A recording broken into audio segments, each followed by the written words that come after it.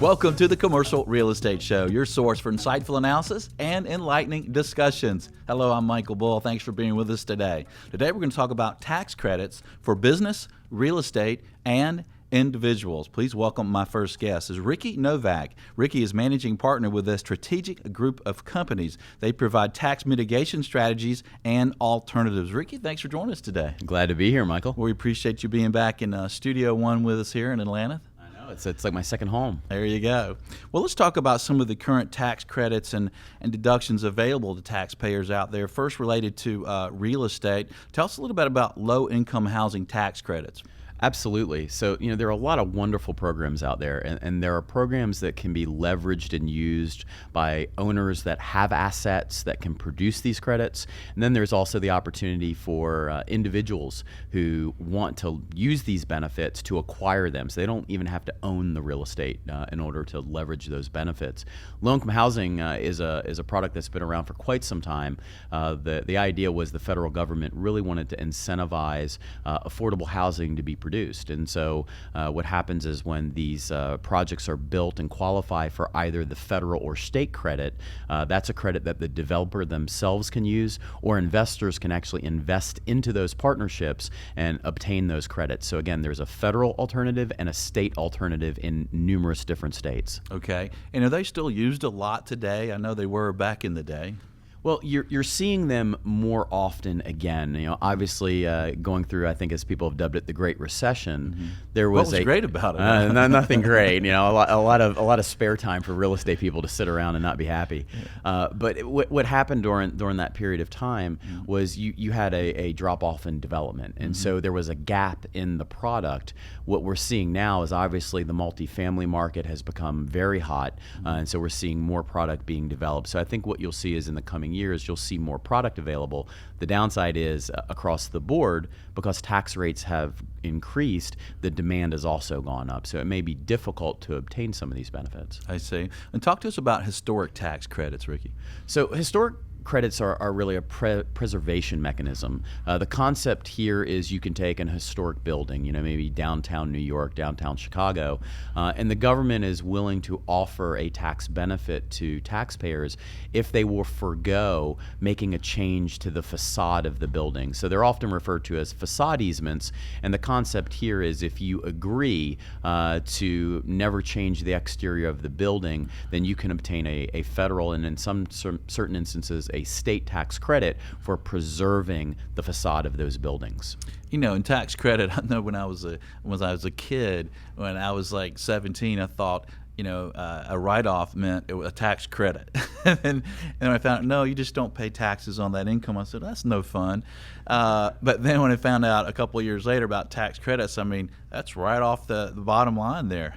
Well, it's a great bang for your buck, right? If you can buy a credit for 90 cents, and that credit is worth $1 to you, you have a fairly significant savings. With any tax benefits, we always remind people there's always risk reward. There very rarely are risk-free tax planning alternatives. So you need to be aware of what those risks are to make a determination of, is that reward worth it to you? And every taxpayer has a different risk tolerance. Right. And speaking of the risk with these tax credits, let's talk about film tax credits a little bit, because I think a lot of those are considered not that risky, right?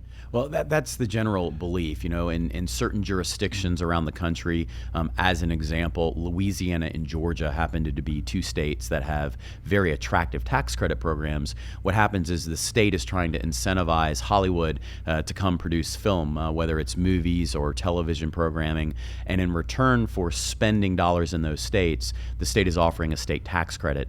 Most of the time, there's some kind of certification or audit process that goes on to make certain that the credit has been properly procured. So the risk is perceived to be significantly lower, but it's also a reason why those credits can sometimes run at premiums of 91 or even 92 cents on the dollar. So you're getting a little bit of a lower bang for your buck, but the belief is there is very limited risk. Okay. And some of the taxpayers out there may be a little concerned about utilizing these tax credits. So, let's explain it a little bit to them. So, let's say that they've got $100,000 in taxes due to the state, and they are able to buy a $100,000 tax credit. How's that going to work for them? Well, they're going to spend, call it $90,000 to acquire that credit.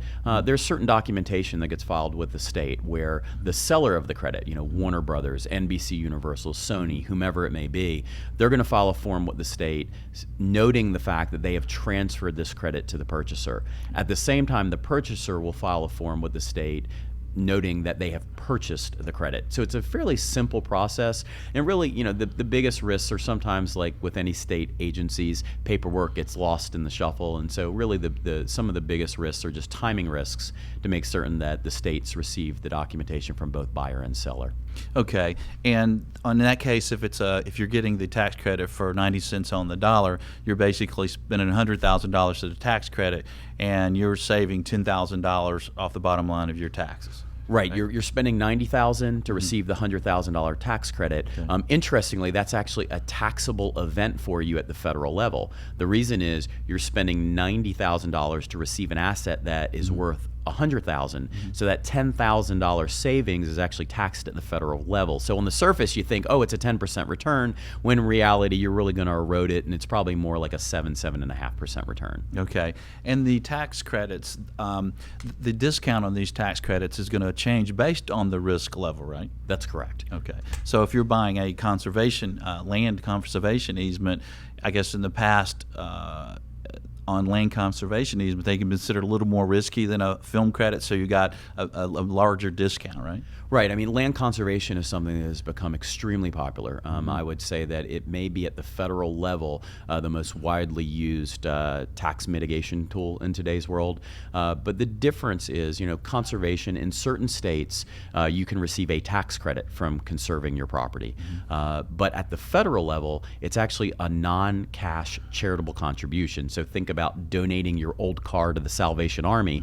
Same concept here. And whenever you make a sizable donation that is a non-cash contribution, the IRS says you, the taxpayer, have to tell them, the IRS, what the value is of what you donated. So when you start getting into valuation propositions, there's just generally speaking going to be more risk involved because there's some subjectivity to the process.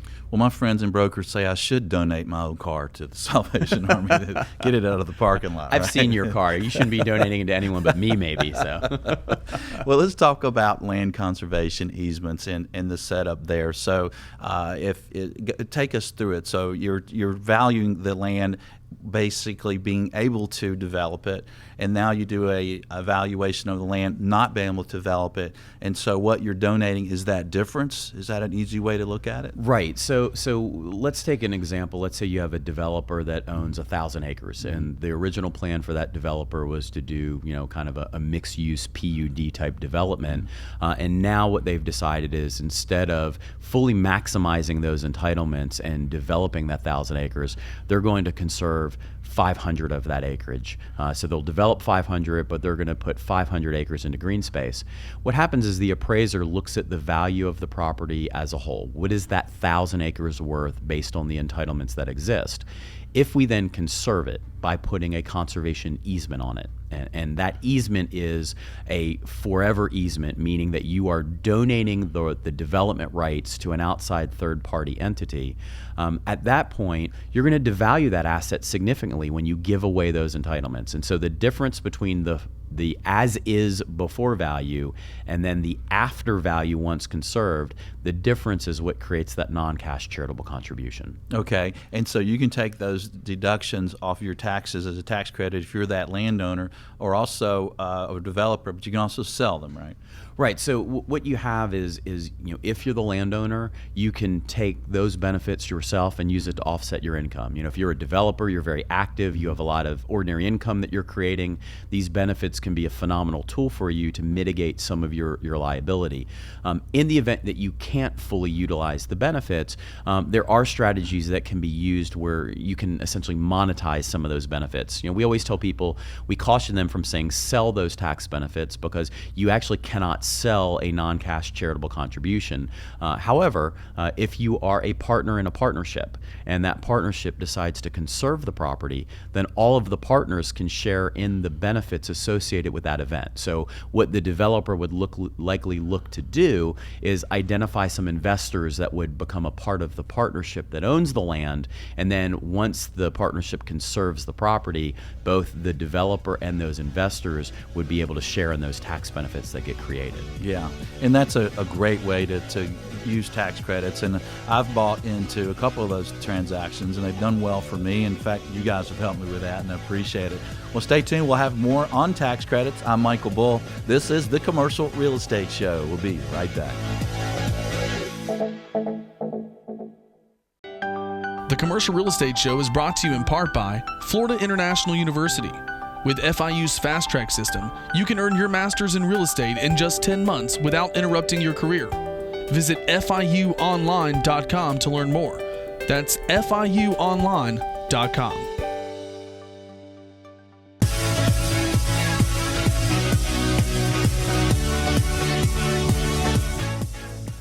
Welcome back to the Commercial Real Estate Show. I'm Michael Bull. Thanks for joining us on one of the 40 radio stations, iTunes, YouTube, or the show website, CREshow.com. Well, today we're talking about tax credits for business, real estate, and individuals. We're talking with Ricky Novak with the strategic group of companies, the strategically, right? Strategery, say. Well, tax credits are a great way to save money on your tax liability, but there's some other reasons to consider some of these tax credits, right? Well, some of the programs that we've talked about, really, if you look at them, they're green, they're sustainable, they're socially responsible. So there certainly is a feel-good element. Take historic preservation, knowing that you're protecting, buildings. If you're, low-income housing, creating affordable housing, conservation, preserving green space, open space. So there are certainly reasons to do it that are very philanthropic, if you will.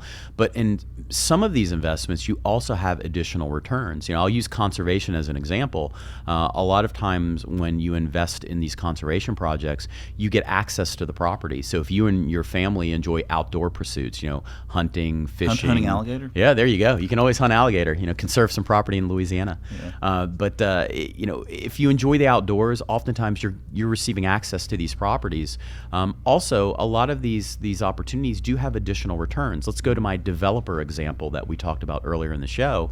If the developer is going to conserve 500 of his 1,000 acres, if you invest in that project, typically you're also then participating in some of the upside associated with the development of the other 500 acres. So why these are sometimes very attractive, not only do you receive a really nice immediate tax ROI, you're participating in other non-tax benefits for the long term. So really there are many very strong non-tax drivers associated with these investments. That's interesting, and I'm glad we're talking about this on the show, because I think our listeners can take advantage of these tax credits and these conservation easements in particular.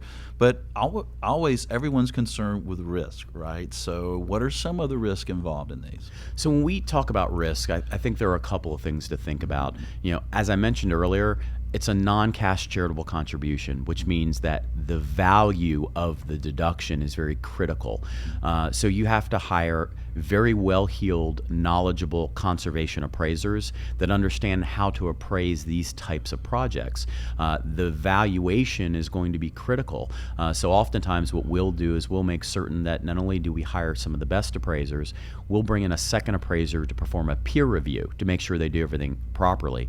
The other thing you have to worry about is, again, making sure that in any type of partnership investment, it's important that there are both tax and non-tax considerations. So making sure these projects are structured properly. There has been some audit activity in these areas, and so it is certainly an area that the IRS has looked at. But if structured properly, the risk reward tends to make sense for most individuals. And are there some changes with the regulations on these conservation easements that might make them a little safer for folks? Well, there have been changes back and forth over the last few years. The main changes have been how much benefit can I use in any one given year. Historically, the initial law allowed a taxpayer to offset 30% of their adjusted gross income with these benefits, and then any unused benefits could be carried forward for 5 additional years. Starting in 2006 and every year thereafter, it's actually been increased to 50%. So if you happen to be a guy that makes $1 million a year, you could use up to a $500,000 deduction from these types of investments, and then any unused benefits could be carried forward 15 years. So right now there's some legislation, here in 2015, there's some legislation that's being considered that would make those enhanced benefits permanent. There is also some discussion of taking these conservation benefits and instead of it being a deduction, making it a tax credit. Now those are very preliminary in discussion up in Washington, but it is a tax strategy that Washington likes. Republicans like it because it's a tax break. Democrats like it because it's green. And so it's one that they've been able to come to common agreement on, and I think they want to keep around. Well, let's talk about some of the discounts and the savings involved in some of these different types of tax credits. So you talked about the film tax credit, that maybe that discount's only like 10%, but what about on some of these land conservation easements? What are some of the discounts you might see there? Sure. So if a state offers a state conservation tax credit, you might see those credits in the 75 to maybe 85 cent range. So a little bit of a higher return. Part of that is because many states don't have a process where you can guarantee the credit or certify it. And so there's a little more risk there. At the federal level, what you generally see is, again, we're talking about a deduction. You might invest $1 in order to receive a deduction benefit that could be between maybe $4 to $4.50. So a deduction is worth to you based on whatever your effective tax rate is. So Michael, if you're in the 50% bracket, right, you have a 39.6 federal rate, you have a state tax on top of that. If you're paying 50% tax on every dollar you make, you're paying 50% tax, so 50 cents. These investments, you might be able to invest 22 cents to receive an allocation of a deduction that's worth 50 cents to you. So the return could be very high, 80, 90, 100%, but there is certainly greater risk here compared to some of the other, tax credits we've talked about. Okay. And how could a taxpayer or a real estate owner find out more about these tax credits and find out how to maybe do them, or also maybe find out how to buy into some of these? Sure. There's a lot of good information out there that you can look at. Our website gives a good bit of information on conservation. That is SCP iBank. So S as in strategic, C as in capital, P as in partners, I as in investment bank. You can go there. There's some good information on conservation. We work with a lot of landowners, a lot of families that want to conserve the family farm or the family ranch and just keep their tax benefits. But that's a good place to start for some information. There's, like anything else, you can find some good information and bad information out on the internet. But if you just simply do some research on conservation, you'll see there's a lot of information out there. What might surprise people about some of these tax credits or some of these easement programs? Well, I think that the biggest surprise is that anything that is tax oriented has risk involved with it. One thing that surprises us is there are a lot of people, it's like real estate. There are plenty of people that are out there selling real estate that you and I probably would say don't really know what they're doing, but they're still out there and they've hung their shingle and they're selling. Same thing in the tax credit space. There are a lot of people that really are not experts in this area that have jumped into it because they think they can find a way to make a dollar. I would caution people to work with well-heeled groups that really understand the products they're offering, because again, it's tax, it creates risk. The last thing anyone wants to do is buy themselves an IRS audit or put themselves in a position that if they're audited, they're going to find out that what they thought they have really doesn't work. And how might they judge that risk of that group? Well, I think reputation is important. Ask for references. Look at the pedigree of the people you're dealing with.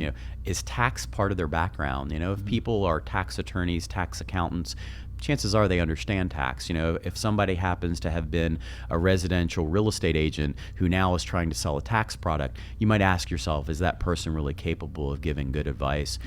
Also look at the other professional advisors that work with these groups.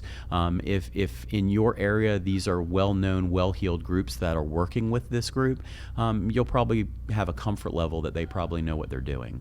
Great. Well, Ricky, thanks for joining us today. We appreciate you sharing this information. I always enjoy being here, Michael. Yeah. Well, stay with us. We're going to talk some more about tax credits, and we're going to talk about tax credits for business. We're going to talk about tax credits for individuals and have David McMillan join us here in Studio One. So stay tuned and be sure to catch shows of special interest to you. Sign up for a once-a-week email announcing the show topic at commercialrealestateshow.com. Stay tuned. We'll be right back. I'm Michael Bull. This is the Commercial Real Estate Show. The Commercial Real Estate Show is brought to you by Bull Realty Commercial Advisors, a great place to do business. Visit bullrealty.com. RealNex, a comprehensive and powerful suite of commercial real estate tools at an incredibly low price. Visit realnex.com. That's REALNEX. FIU, Florida International University. Earn your master's in real estate in as little as 10 months without interrupting your career. Visit FIUonline.com. Xceligent, the resource professionals use for commercial real estate information. Visit Xceligent.com. That's XCELIGENT. Commercial Search, the source to market and source available properties for sale or lease. Visit commercialsearch.com.